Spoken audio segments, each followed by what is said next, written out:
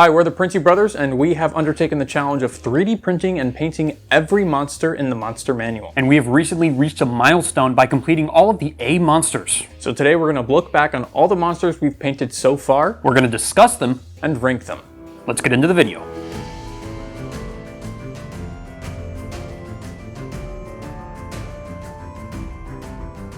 Alright, we're going to be ranking these monsters out of 5 in 4 different categories for a possible total of 20.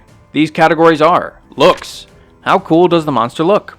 Lore, does the lore surrounding the monster inspire you to use them in your game?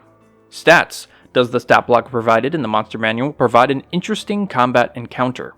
And lastly, how iconic is the monster? Our rankings will mostly be opinion based, though how iconic a monster is a little less subjective, but overall, this is just our opinions. Alright, let's get ranking, starting with the 𝐂𝐴𝐧𝐭𝐜. You might not initially think of the 𝐂𝐴𝐧𝐭𝐜 as a monster because it's a very popular playable race, but it was and is a monster traditionally. Looks-wise, the 𝐂𝐴𝐧𝐭𝐜 is a humanoid bird.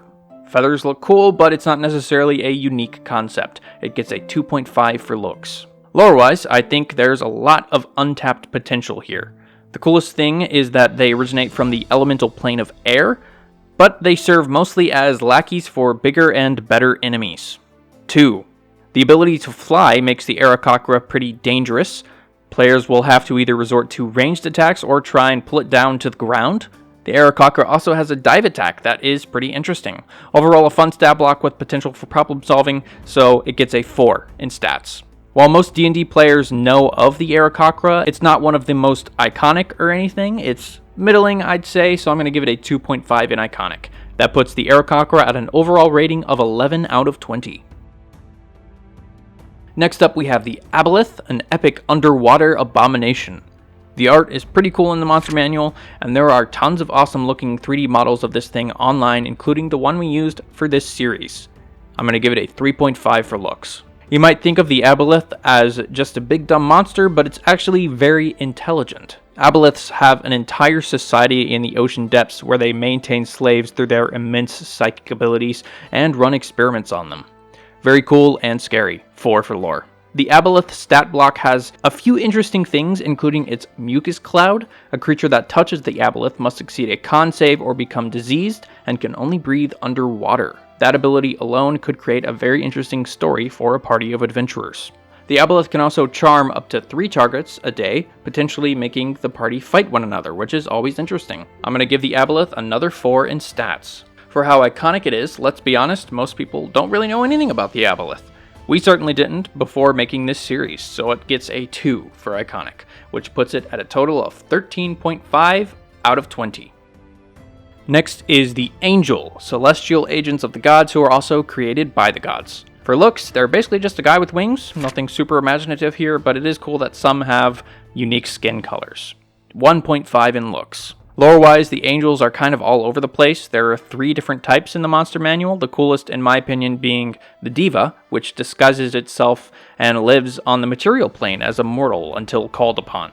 The other 2 types of angel are pretty generic, godly weapon types. I'm going to give it a 2 in lore. Stat-wise, there is some cool stuff here. The Diva gets a polymorph ability, so you could basically use it in a combat scenario however you want. All 3 angels also get spell casting, which makes them relatively versatile. The Solar has a slaying longbow, which if it hits a creature with 100 hit points or less, that creature must succeed a con saving throw or just straight up die, which isn't very fun at all. There's a lot here, but overall I'm going to give the Angel a 3.5 in stats. For how iconic it is, while the Angel is a very commonly known being just in general, in fact I'm pretty sure everyone in the world knows what an Angel is, it's not necessarily one of the staples of D&D monsters. I'm going to give it a 2.5 in iconic. The Angel has a final total of 9.5 out of 20. If you're enjoying the video so far, we're moving on to the Bs next. So subscribe if you want to see that. Let's move on to the animated armor. Most D&D players have encountered animated armor at some point in their adventures. Animated objects in general could be any item that is animated through magical means, but the animated armor is by far the most iconic. In fact, I'm going to go ahead and just give it a 4 in iconic. For looks, it's limited to the suit of armor that is animated. I wouldn't say there's anything super special here, but a moving suit of armor with no one inside is pretty cool. 2.5 for looks. Lore-wise, animated objects are very simple. They are tools used by wizards or powerful creatures as minions. Not much to dig into here, 1 for lore. The animated armor is a very low level encounter with only a 1 CR. An encounter with animated armor will likely be with multiple animated armors. It's susceptible to anti-magic, which is pretty interesting, but overall, nothing incredibly cool here in the stat block, 2 for stats. That brings the animated armor to a final total of 9.5 out of 20. Let's move on to the 𝐂𝐭𝐜. And right away, the 𝐂𝐭𝐜 looks awesome. Definitely the coolest design of the monster manual thus far. I'm going to give it a 4 for looks. 𝐂𝐭𝐜s are, however, pretty much just big dumb monsters. Their hunting practices are pretty interesting, but overall, I'm going to give it a 2 for lore. It does have a few interesting abilities in its stat block. It can grapple opponents with its bite attack, and it also spits acid, 3.5 in stats. For iconic, not everyone has heard of the 𝐂𝐭𝐜, but it's also not totally unknown. Not a staple of D&D, but a welcome surprise when it is used in a game. 3 for iconic.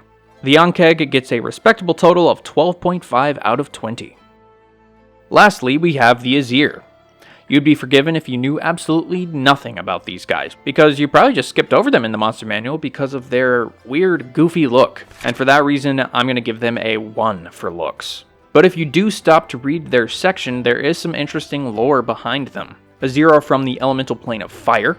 They are not born, but created in bronze by another 𝐂𝐧𝐭, and they are imbued with a portion of the crafter's inner flame, which acts as this new 𝐂𝐧𝐭's soul. There is much more to this, but overall the 𝐂𝐧𝐭 gets a 4 in lore. However, the 𝐂𝐧𝐭 doesn't have much for its stat block. Creatures that touch the 𝐂𝐧𝐭 take fire damage, and it does extra fire damage overall, but nothing here inspires an interesting combat encounter. 2 for stats. For iconic, like I said, you'd be forgiven for not knowing anything about the 𝐂𝐧𝐭. They are rarely utilized. 1 for iconic, which leaves the 𝐂𝐧𝐭 with an overall total of 8 out of 20.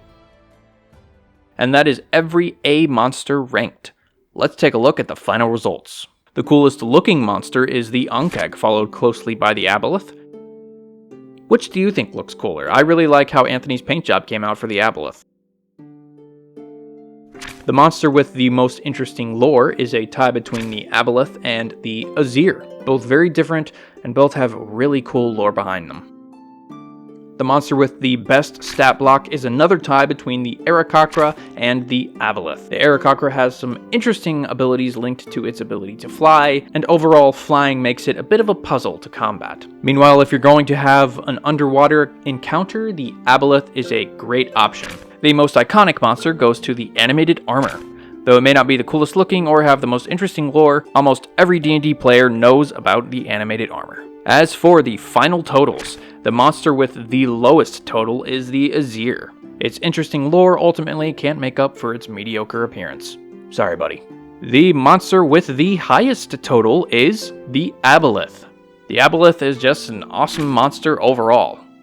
Its only downside is that it's not very iconic. More DMs should definitely use this monster in their game. So that is all of the A monsters ranked. As of right now, the aboleth is deemed the best monster in the monster manual until it can be dethroned. Subscribe to see us continue this series. The Bs are up next, and there are a lot of heavy hitters there. Thanks for watching.